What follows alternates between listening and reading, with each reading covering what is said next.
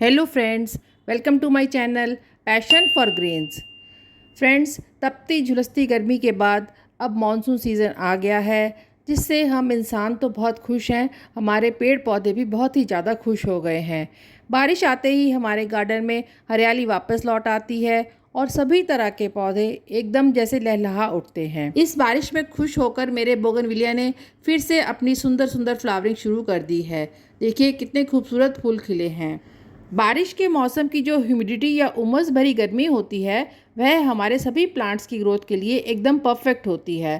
बारिश के पानी में नाइट्रोजन तो भरपूर मात्रा में होता ही है, इसके अलावा इसमें बहुत से ऐसे माइक्रोन्यूट्रिएंट्स होते हैं जिन्हें हमारे प्लांट्स बहुत इजीली एब्जॉर्ब कर लेते हैं। बारिश का मौसम हर तरह के प्लांट्स की ग्रोथ के लिए बेस्ट है, लेकिन इसका एक दूसरा पहलू भी है। इस मौसम में प्लांट्स जितनी जल्दी ग्रो करते हैं, उतनी ही जल्दी उनके मरने की पॉसिबिलिटी भी बढ़ जाती है।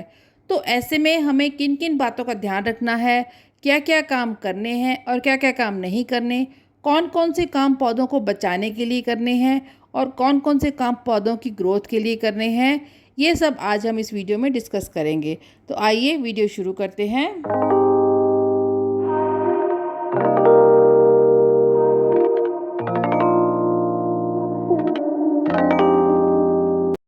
सबसे पहला काम तो करना है अपने सकलेंट्स को और अपने कैक्टाई को बारिश से बचाना। आप जानते हैं यह प्लांट्स एकदम ड्राउट रेजिस्टेंट प्लांट होते हैं, कम पानी में चलने वाले पौधे हैं और अगर बारिश में इन्हें ज़्यादा पानी मिलेगा तो यह बहुत जल्दी ख़राब हो जाएंगे और रूट रॉट होकर गलकर सड़कर मर जाएंगे। तो जैसे ही इन पर एक दो बारिश लगे, आप इन्हें तुरंत किसी ऐसे शेड वाले एरिया में रख दें जहाँ पर बारिश का पानी इन्हें ना मिले। सकलेंट्स को ह्यूमिडिटी तो पसंद है, बट बहुत ज़्यादा नहीं। अगर बारिश के दिनों में ह्यूमिडिटी 40% से ज़्यादा हो जाए, जो कि अक्सर हो जाती है, तो आप इन सकलेंट्स को किसी इंडोर में ऐसी जगह पर रख दीजिए जहाँ पर इन्हें ब्राइट लाइट मिलती रहे। पानी आप चाहें तो इन्हें बारिश का टाइम टू टाइम दे सकते हैं।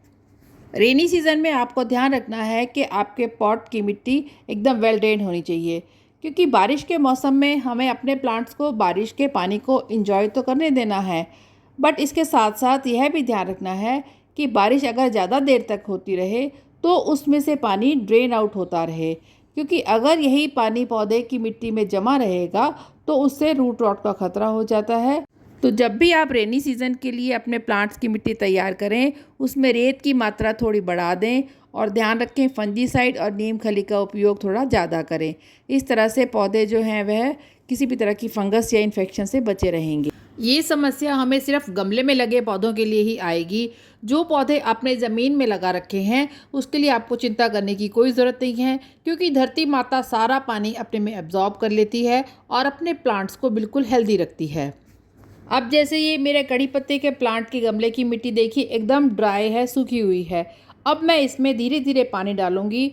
तो अगर यह पानी एकदम मिट्टी में एब्जॉर्ब हो जाता है तो इसका मतलब आपकी मिट्टी वेल ड्रेन्ड है। अभी देखिए धीरे धीरे पानी एब्जॉर्ब हो रहा है और अब पानी पूरी तरह से मिट्टी में समा गया है और हमारा जो एक्स्ट्रा पानी है वह ड्रेनेज होल से बाहर आ गया है। सो इसका मतलब हमारे गमले की मिट्टी वेल ड्रेन्ड है। तो आप भी इस तरह की वेल ड्रेन्ड मिट्टी बनाइए। अब आपने गमले की मिट्टी तो वेल ड्रेन्ड बना ली है, लेकिन फिर भी उसमें पानी रुक रहा है, तो इसकी दो तीन रीज़न हो सकते हैं। सबसे पहले तो आप जो गमले के ड्रेनेज होल हैं उन्हें चेक कीजिए। इस तरह से गमले को टेढ़ा करिए और नीचे जो भी जड़ें फंसी हैं या कोई ड्राई लीव्स फंसी हैं उन्हें आप निकाल दीजिए और किसी नुकीले पेचकस से या किसी भी स्टिक से या इस तरह के टूल से आप इसके सभी ड्रेनेज होल को चेक कर लीजिए और उन्हें पूरी तरह से ओपन कर दीजिए। इस तरह से जो भी एक्स्ट्रा पानी होगा वह ड्रेनेज होल से बाहर निकल आएगा और आपका प्लांट हेल्दी रहेगा। इसके साथ साथ गुड़ाई करना मत भूलिए, ताकि जो भी एक्स्ट्रा पानी है वह इवेपोरेट भी होता रहे। अक्सर हम अपने प्लांट्स के नीचे इस तरह की ट्रे या प्लेट लगा देते हैं, जिससे कि जो भी एक्स्ट्रा मिट्टी है या पानी है वह इस ट्रे में इकट्ठा हो जाए और हमारे जो फर्श है या जहाँ पर हमने गमले रखे हैं वहाँ पर ज़्यादा गंदगी ना हो। लेकिन मॉनसून में इन ट्रेस को वहाँ से निकाल दीजिए, क्योंकि पूरे एटमॉस्फेयर में पहले ही इतना ह्यूमिड और मॉइस्चर होता है, तो नीचे रखी ट्रे में भी अगर पानी इकट्ठा हो जाएगा तो प्लांट्स की रूट उन्हें खींच लेंगी अपनी तरफ और प्लांट्स को ओवर वाटरिंग से नुकसान हो जाएगा। इससे रूट रॉट का खतरा भी बढ़ जाता है। इसके अलावा इस समय आप जो भी गमले हैं या ग्रो बैग्स हैं उन्हें इस तरह से किसी भी स्टैंड पर रख दीजिए, डायरेक्ट ज़मीन पर ना रखिए, ताकि वह पानी के टच में कम से कम रहें। अक्सर गर्मियों में हम अपने प्लांट की मिट्टी को ओवर हीटिंग से बचाने के लिए उसमें इस तरह से ड्राई लीव्स की मल्चिंग कर देते हैं। तो इस समय वह मल्चिंग सारी आप हटा दीजिए और इस तरह से जो भी एक्स्ट्रा ग्रोथ हो रखी है या एक्स्ट्रा वीड्स निकली हुई हैं उन्हें भी आप प्लांट से बिल्कुल हटाकर क्लीन कर दीजिए। यह भी ध्यान रखें कि जो भी वीड आप निकालें वह पूरी तरह जड़ से निकल जाए, नहीं तो अगर जड़ बची रहेगी तो वह वीड दोबारा से उसमें ग्रो कर जाएगी और जो कि प्लांट की एनर्जी बेकार में लेते रहते हैं। इससे प्लांट की ग्रोथ में भी फ़र्क पड़ता है। तो आप भी इस तरह से प्लांट की ऊपर की मिट्टी की पूरी तरह से सफाई कर दीजिए, क्लीन कर दीजिए, ताकि प्लांट को किसी भी तरह की फंगस या अनवांटेड कीड़ों से बचाया जा सके। अब ये जो ड्राई लीव्स हैं ये अगर गमले में पड़ी रहेंगी तो इनमें पानी पड़ेगा बरसात का और वहाँ पर फंगस ग्रो हो सकती है। मॉनसून में पौधों की मिट्टी लगातार गीली रहती है और साथ ही साथ तेज़ हवाएं भी चलती हैं, तो ऐसे में प्लांट्स को जड़ से उखड़ जाने का खतरा जो है वह ज़्यादा बढ़ जाता है। इसलिए आपके गार्डन में जो भी डेलिकेट स्टेम वाले पौधे हैं या बहुत लंबे पौधे हैं उन्हें आप ज़रूर सपोर्ट दे दीजिए। आप चाहें तो उन्हें किसी दीवार के सहारे भी टिका कर रख सकते हैं, ताकि तेज़ हवाओं का उन पर ज़्यादा असर ना हो और प्लांट स्टेबल हो जाए। अगर आपका प्लांट भी इस तरह से रूट बाउंड हो गया है तो मॉनसून का यह सीज़न एकदम परफेक्ट है इस प्लांट को रीपॉट करने के लिए। कई बार इस तरह प्लांट में एक्स्ट्रा पौधे भी निकल आते हैं जिन्हें हम रीग्रो करना चाहते हैं, तो उन्हें भी आप निकाल के अलग कर सकते हैं और नया प्लांट बना सकते हैं। इस टाइम मॉइस्चर और ह्यूमिडिटी पौधे के लिए बहुत ही ज़्यादा यूज़फुल होती है और पौधा बहुत ही जल्दी स्टेबल होकर ग्रो करने लग जाता है। रीपॉटिंग के अलावा इस समय आप अपने किसी भी प्लांट की कटिंग्स को लगा सकते हैं। जो प्लांट्स आपके पास नहीं हैं उनकी कटिंग्स आप अपने आस पड़ोस से ले सकते हैं और कोई भी सीड ग्रो करने हैं उसके लिए भी यह टाइम बहुत ही परफेक्ट है। मैंने भी इस समय कुछ सब्जियों के बीज लगाए हैं और अगले वीडियो में आपको उनका अपडेट भी दूंगी। रेनी सीज़न एक बहुत ही सही मौसम है जिस समय आप अपने प्लांट्स की प्रूनिंग कर सकते हैं। आप चाहे तो हार्ड प्रूनिंग भी कर सकते हैं और चाहे तो सॉफ्ट प्रूनिंग भी। इस तरह से कोई भी प्लांट आपके जो डी शेप हो रखे हैं या जिनमें इस तरह से लंबी लंबी ब्रांचेस निकली हुई हैं उन्हें आप बहुत ही आसानी से प्रून कर सकते हैं और अपने प्लांट को एक अच्छी सी शेप दे सकते हैं। इस समय जो कटिंग्स आप निकालेंगे या प्रूनिंग करके जो कटिंग निकलेगी उसे आप उसी प्लांट में ग्रो करके अपने प्लांट को बुशी भी बना सकते हैं। इस समय यह मौसम बहुत ही फेवरेबल है हर तरह की कटिंग्स को ग्रो करने के लिए और अपने प्लांट्स को प्रून करके अच्छी सी शेप देने के लिए। तो देखिए मैंने भी इस तरह से जो ब्रांच कट करी है उसे मैं इसी पॉट में दोबारा लगा दूंगी और यह कटिंग मेरी अच्छे से चलकर इस प्लांट को बुशी बना देगी। इस तरह से मैंने एलोवेरा जेल में इस कटिंग को डिप करके और उसी प्लांट की मिट्टी में लगा दिया है।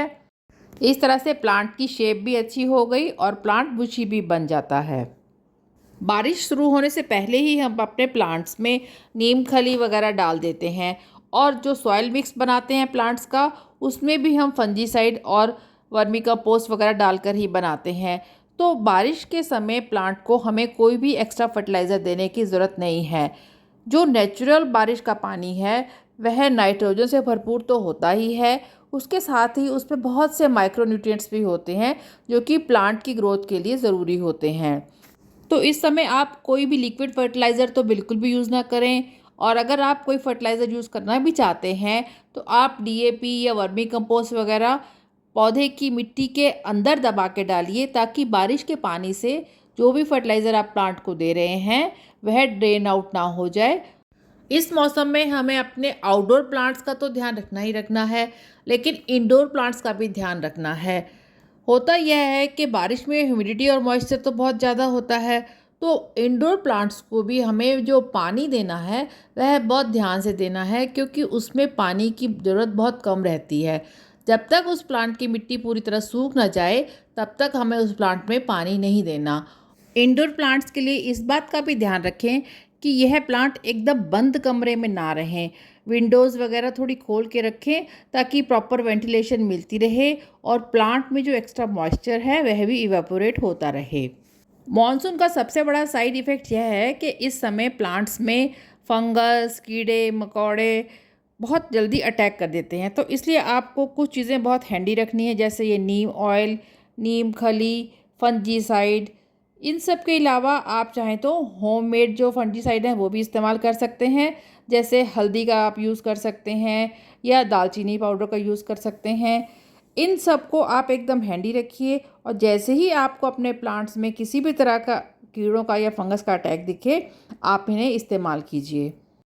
और last but not the least, हम गार्डनर्स का फेवरेट काम है, इस समय हम नर्सरी जा सकते हैं और वहाँ से किसी भी तरह के पौधों को हम ला सकते हैं, क्योंकि कोई भी पौधा इस समय हमारे गार्डन में बहुत आसानी से ग्रो करेगा और हमें किसी भी तरह की परेशानी नहीं होगी, ना चिंता होगी कि इस प्लांट को ग्रो करना है कि नहीं करना।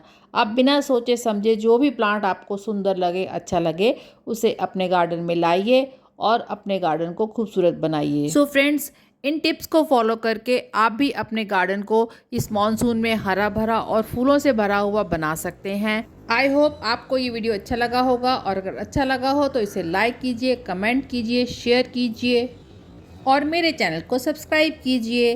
Thanks for watching.